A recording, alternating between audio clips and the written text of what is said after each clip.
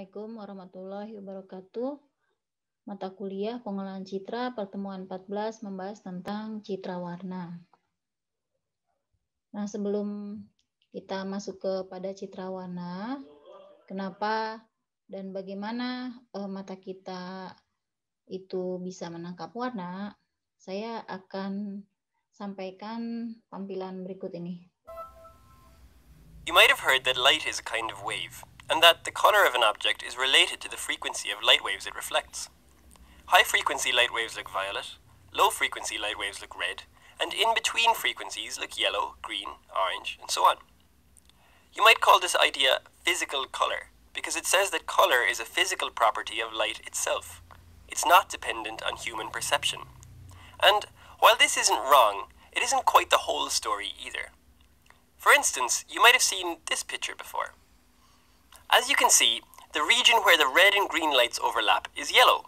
When you think about it, this is pretty weird. Because light is a wave, two different frequencies shouldn't interact with each other at all. They should just coexist, like singers singing in harmony. So, in this yellow-looking region, two different kinds of light waves are present. One with a red frequency, and one with a green frequency. There's no yellow light present at all. So, how come this region, where the red and green lights mix, looks yellow to us? To understand this, you have to understand a little bit about biology, in particular, about how humans see color. Light perception happens in a paper-thin layer of cells, called the retina, that covers the back of your eyeball. In the retina, there are two different types of light-detecting cells, rods and cones. The rods are used for seeing in low light conditions, and there's only one kind of those. The cones, however, are a different story. There are three kinds of cone cells that roughly correspond to the colors red, green, and blue. When you see a color, each cone sends its own distinct signal to your brain. For example, suppose that yellow light, that is, real yellow light with a yellow frequency, is shining on your eye. You don't have a cone specifically for detecting yellow, but yellow is kinda close to green and also kinda close to red, so both the red and green cones get activated, and each sends a signal to your brain saying so. Of course, there's another way to activate the red cones and the green cones simultaneously, if both red light and green light are present at the same time. The point is, your brain receives the same signal regardless of whether you see light that has the yellow frequency or light that is a mixture of the green and red frequencies. That's why, for light, red plus green equals yellow. And how come you can't detect colors when it's dark? Well, the rod cells in your retina take over in low light conditions. You only have one kind of rod cell, and so there's only one type of signal that can get sent to your brain, light or no light. Having only one kind of light detector doesn't leave any room for seeing color. There are infinitely many different physical colors, but because we only have three kinds of cones, the brain can be tricked into thinking it's seeing any color by carefully adding together the right combination of just three colors, red, green, and blue. This property of human vision is really useful in the real world. For example, TV manufacturing. Instead of having to put infinitely many colors in your TV set to simulate the real world, TV manufacturers only have to put three, red, green, and blue, which is lucky for them, really. One of the most striking properties about light is that it has color. To understand the phenomenon of color, it helps to think about light as a wave. But before we get to that, let's talk a little bit about waves in general. Imagine you're sitting on a boat on the ocean, watching a cork bob up and down in the water. The first thing you notice about the motion is that it repeats itself. The cork traces the same path over and over again, up and down, up and down. This repetitive, or periodic, motion is characteristic of waves. Then you notice something else. Using a stopwatch, you measure the time it takes for the piece of cork to go from its highest position down to its lowest, and then back up again. Suppose this takes 2 seconds. To use the physics jargon, you've measured the period of the waves that the cork is bobbing on. That is, how long it takes a wave to go through its full range of motion once. The same information can be expressed in a different way by calculating the wave's frequency. Frequency, as the name suggests, tells you how frequent the waves are. That is, how many of them go by in 1 second. If you know how many seconds one full wave takes, then it's easy to work out how many waves go by in 1 second. In this case, since each wave takes 2 seconds, The frequency is 0.5 waves per second. So, enough about bobbing corks. What about light and color? If light is a wave, then it must have a frequency, right? Well, yes it does, and it turns out that we already have a name for the frequency of the light that our eyes detect. It's called color. That's right, color is nothing more than a measure of how quickly the light waves are waving. If our eyes were quick enough, we might be able to observe this periodic motion directly, like we can with the cork in the ocean. But the frequency of the light we see is so high, it waves up and down over 400 million times a second, that we can't possibly see it as a wave. But we can tell, by looking at its color, what its frequency is. The lowest frequency light that we can see is red, and the highest frequency is purple. In between, all the other frequencies form a continuous band of color called the visible spectrum. So, what if you had a yellow pencil sitting on your desk? Well, the sun emits all colors of light, so light of all colors is hitting your pencil. The pencil looks yellow because it reflects yellow light more than it reflects the other colors.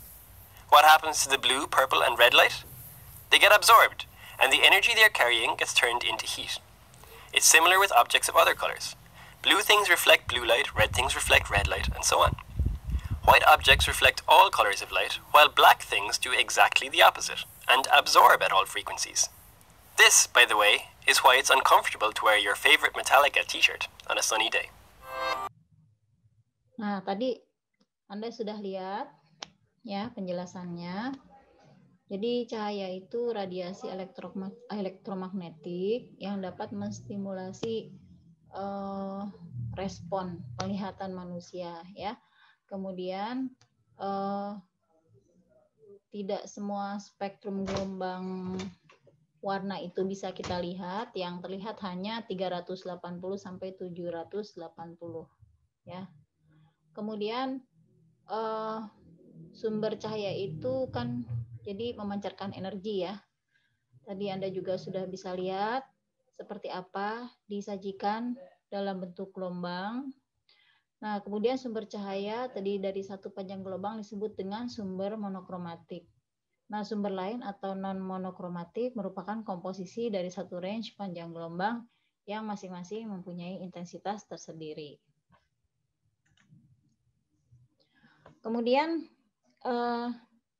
dalam citra berwarna kita bisa melakukan pengolahan.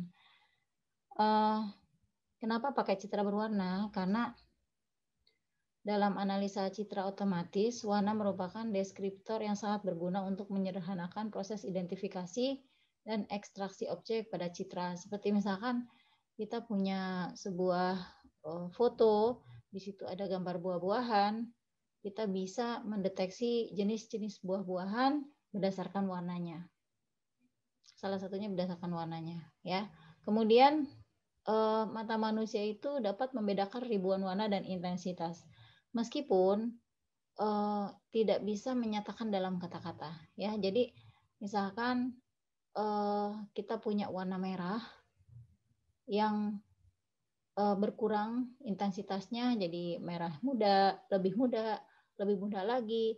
Nah, paling kita hanya bisa menyebutkan lebih muda lagi gitu, ya. Meskipun mata kita itu bisa membedakan ribuan warna, tapi tidak dalam ribuan kata untuk menyatakannya, ya. Nah, kemudian untuk citra berwarna kita bisa melakukan dua macam pengolahan. Yang pertama adalah pengolahan full color, yang kedua adalah pengolahan pseudo color. Jadi full color ini adalah warna yang diperoleh dari sensor sesuai dengan bagaimana dia menangkap objek. Sedangkan pengolahan pseudo color itu warna yang diberikan kepada citra sesuai dengan yang kita inginkan, ya. Sedangkan full color bukan sesuai dengan yang kita inginkan, tapi ya seperti apa adanya ditangkap oleh perangkat penangkap gambar.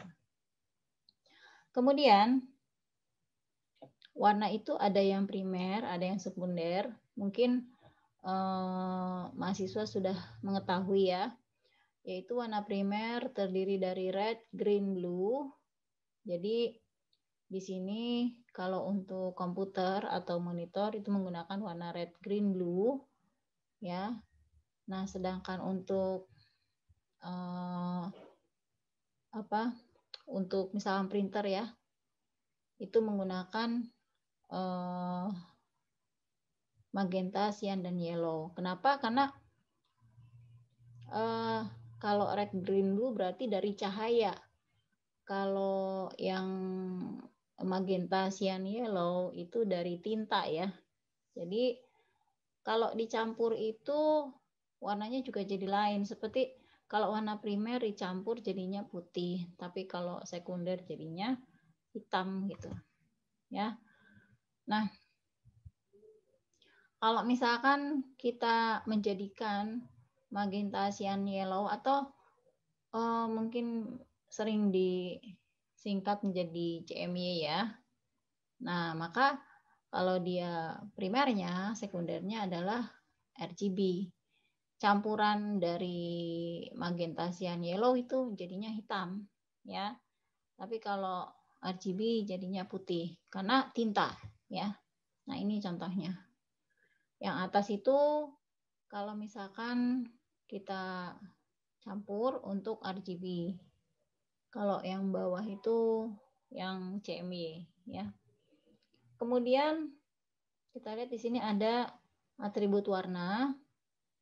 Kalau kita melihat warna itu misalkan kuning bukan sebagai campuran dari warna primer ya, tapi karena kita melihat dari intensitas hue dan saturasinya.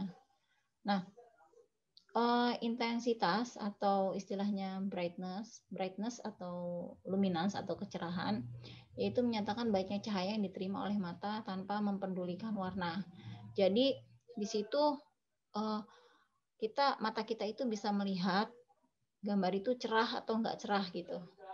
Ya, kemudian yang kedua adalah hue. Hue itu warnanya, warna maksudnya merah, kuning, ungu, hijau. Nah, itu disebut warna atau hue gitu. Jadi istilah lain dari warna adalah hue. Kemudian saturasi yaitu menyatakan tingkat kemurnian warna, yaitu mengindikasikan berapa banyak warna putih diberikan kepada warna hue gitu. Jadi makanya ada istilah misalkan merah, ada merah muda. Nah, kenapa ada merah muda? Merah muda itu berarti diberikan warna putih ke warna merah, jadi warnanya lebih muda ya. Jadi saturasinya diberikan saturasi atau tingkat kejenuhan atau diberikan warna putih gitu ya. Nah, kemudian ada sistem koordinat warna. CIA itu lembaga yang membakukan warna pada tahun 31. Jadi memberikan standar panjang gelombang untuk warna-warna pokok seperti yang Anda lihat di sini ya pada gambar.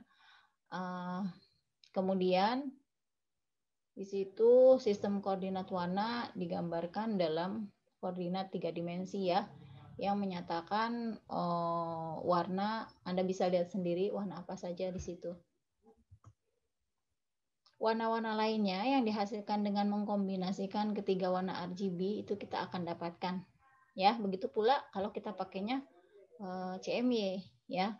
Kemudian ada istilah kromatisitas, yaitu masing-masing warna pokok menunjukkan presentasi relatif suatu warna pokok di antara warna pokok lainnya pada warna yang diberikan ya. CMY itu komplementer terhadap RGB. Kemudian dua warna dikatakan komplementer jika dicampur dengan perbandingan yang tepat menghasilkan warna putih. Nah, ini ada beberapa color model yang populer, yaitu RGB, CMYK, YIK atau YUV, HSI atau HSV. Nah, sebenarnya masih ada lagi ya. Jadi, kenapa banyak banget sih?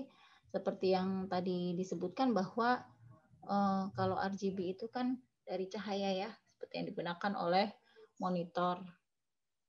CMYK pada printer. Nah, itu Anda bisa lihat sendiri. Kenapa ada beberapa color model? Karena supaya bisa dibuat standarnya gitu. Misalkan standar untuk monitor, standar untuk percetakan, standar untuk TV gitu ya.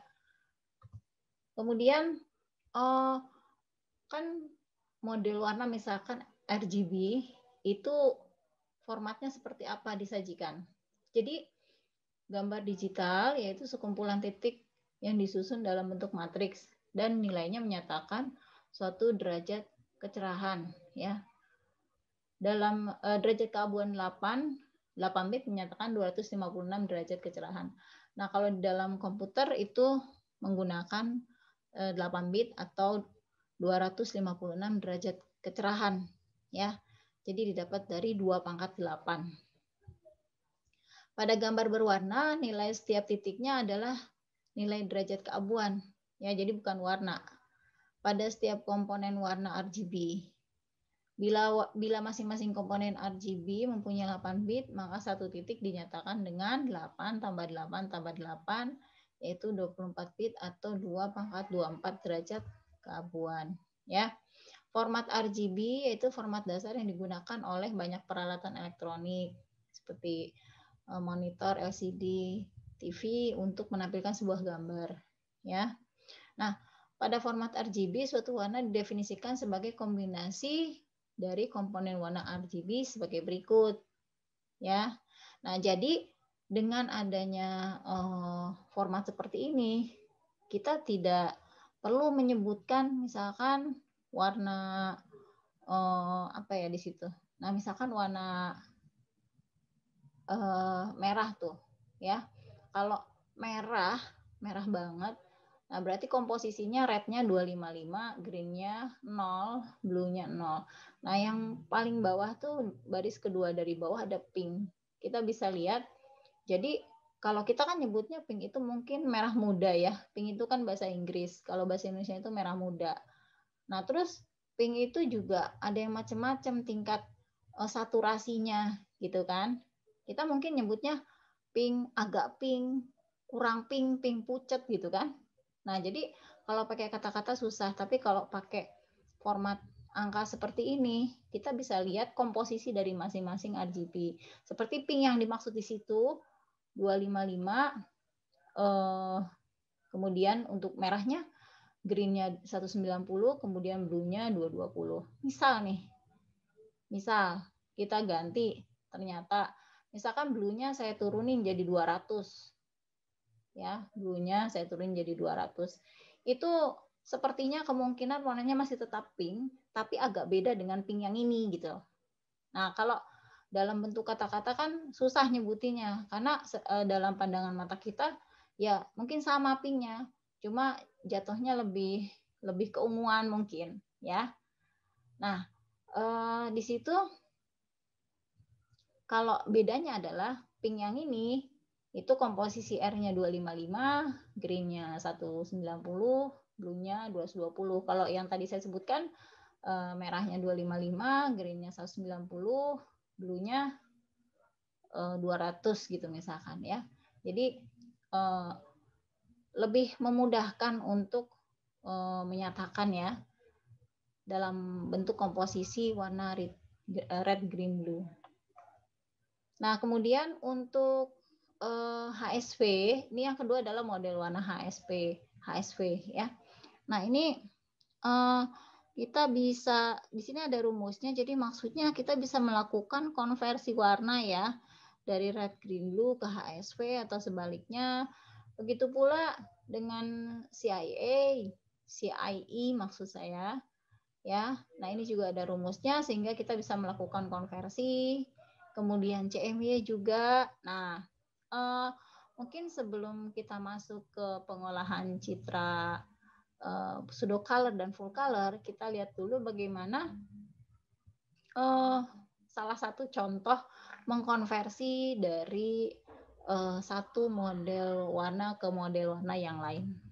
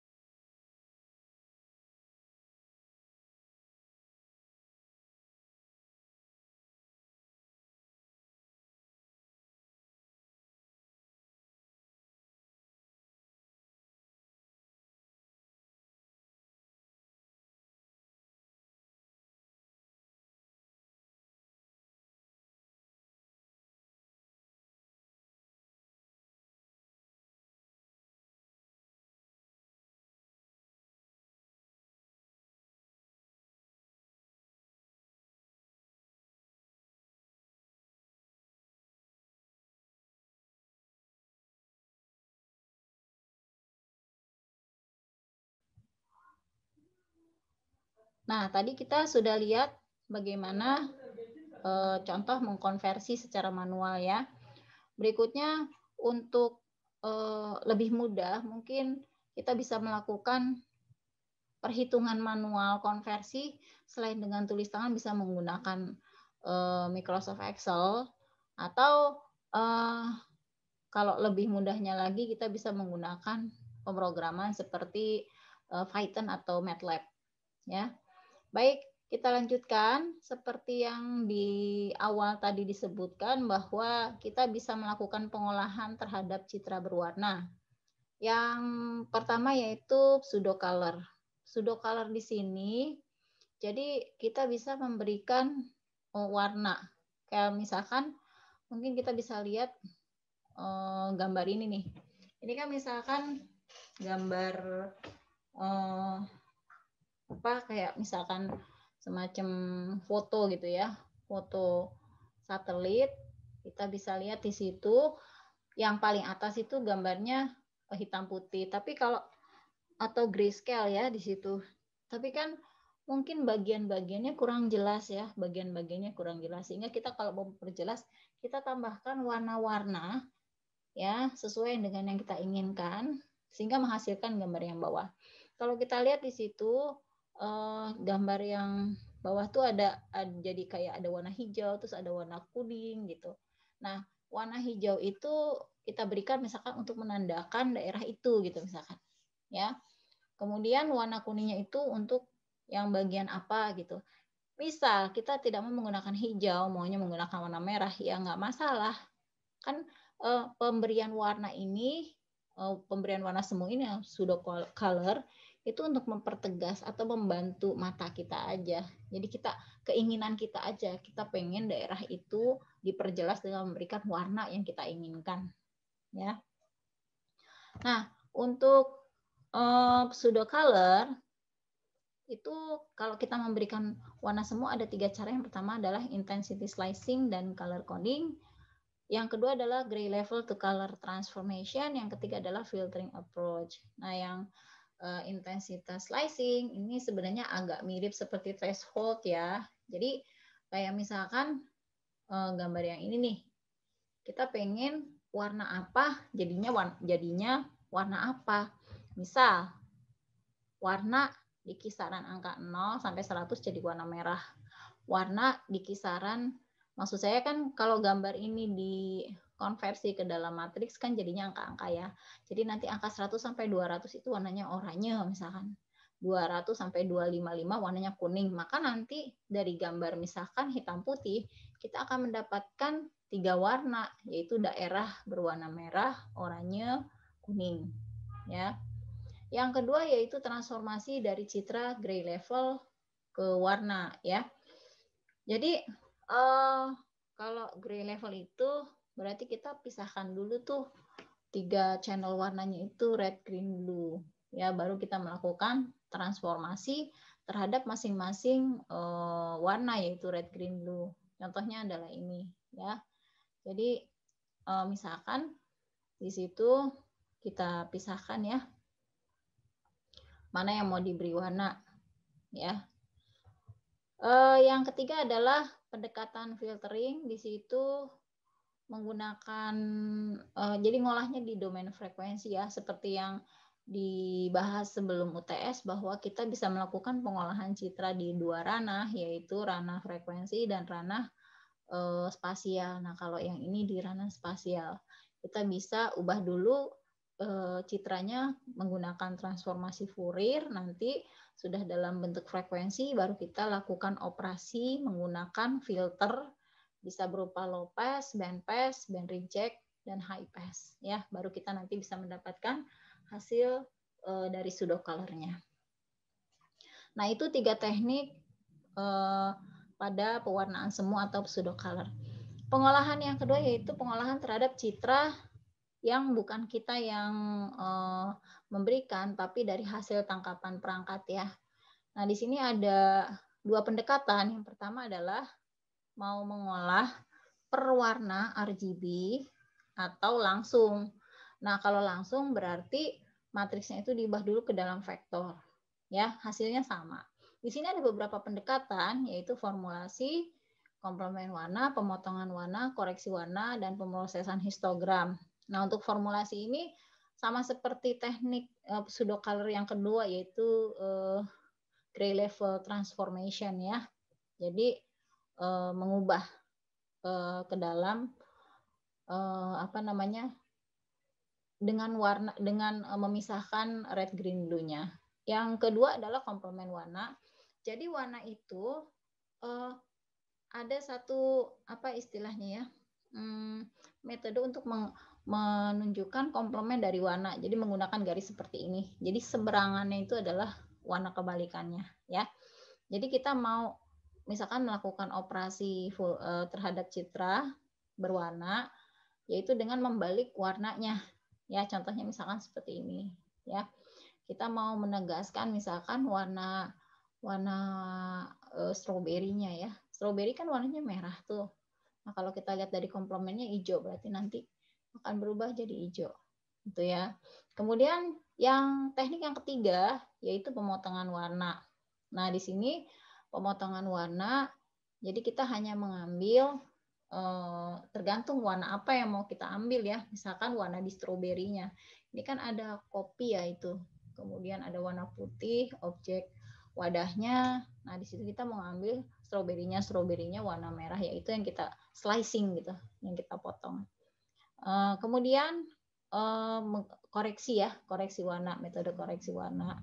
Yang kelima adalah pemrosesan histogram. Nah, kita bisa mengatur intensitas warna itu melalui histogram. Ini tentang histogram juga sudah dibahas di materi sebelum UTS ya.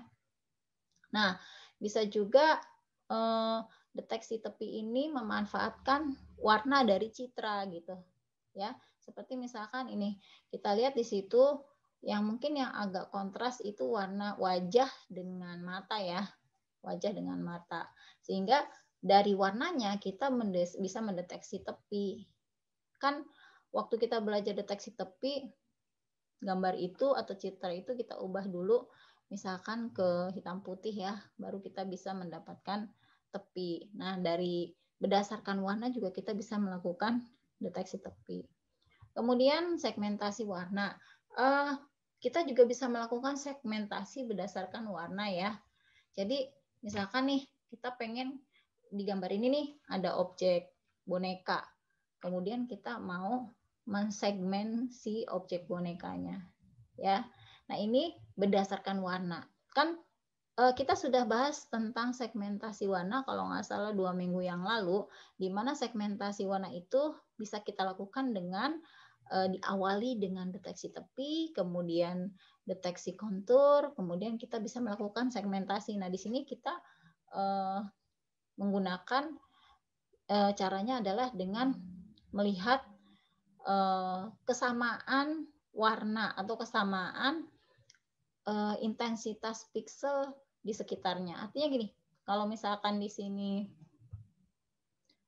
coklat, di sini coklat, sama nih warnanya. Sampai batas ini sama. Nah, begitu sampai batas ini berbeda. Nah, berarti objeknya di sini. Ini adalah objek. Ya. Ini adalah objek sehingga bisa kedeteksi berdasarkan warnanya. Ya, sehingga kita bisa mensegmen mana yang disebut dengan objek. Kemudian pada citra berwarna mungkin bisa terjadi adanya noise ya. Bisa merata noise-nya gitu. Bisa juga nggak merata. Ini juga sudah kita bahas. Untuk mengatasinya kita bisa melakukan di materi image restoration ya, di mana di situ ada macam-macam noise dan kita bisa menghilangkannya dengan melakukan filtering. Di antaranya ada average filter atau median filter. Nah, contohnya ini adalah noise yang terjadi pada citra berwarna. Bisa terjadi karena piranti elektronik ya, piranti elektroniknya bermasalah. Nah, ini noise juga, tapi di situ tidak bintik-bintiknya kayak lebih besar ya. Itu salt and pepper. Ini juga sudah pernah dibahas. Kemudian di sini ini kayak renyak gitu gambarnya ya, hampir buram ini karena banyak noise. Nah, ini disebut dengan uniform noise. Ini juga bisa terjadi pada sebuah citra warna dan bisa dihilangkan dengan filtering, ya. Baik, demikian untuk proses-proses seperti menghilangkan noise. Di sini untuk materi pertemuan ini pokoknya adalah pemrosesan citra warna untuk pemrosesan citra warna. Jadi dengan memberikan warna semu atau tidak memberikan warna semu, maksudnya full color tadi ya. Jadi kita tuh mau melakukan apa terhadap citra. Kalau misalkan kita memberikan warna semu, ya biasanya itu karena tujuan secara subjektif kitanya gitu, maunya gimana, alasannya apa, kenapa kita memberikan warna semu. Sedangkan kalau citra full color, pengolahan citra full color artinya dari citra yang didapat dari perangkat penangkap gambar itu kita mau apakan gitu ya. Nah, Anda bisa melakukan operasi ini seperti ini tadi, intensitas slicing, gray level, filtering approach menggunakan pemrograman Python atau MATLAB. Begitu pula dengan metode ini ya, karena itu akan lebih mudah dilakukan ya kalau menggunakan pemrograman, dan Anda juga bisa lihat hasilnya seperti apa. Baik, untuk pertemuan 14 saya rasa cukup. Silakan Anda bisa mencoba dalam pemrograman untuk teknik-teknik transformasi warna ini. Assalamualaikum warahmatullahi wabarakatuh.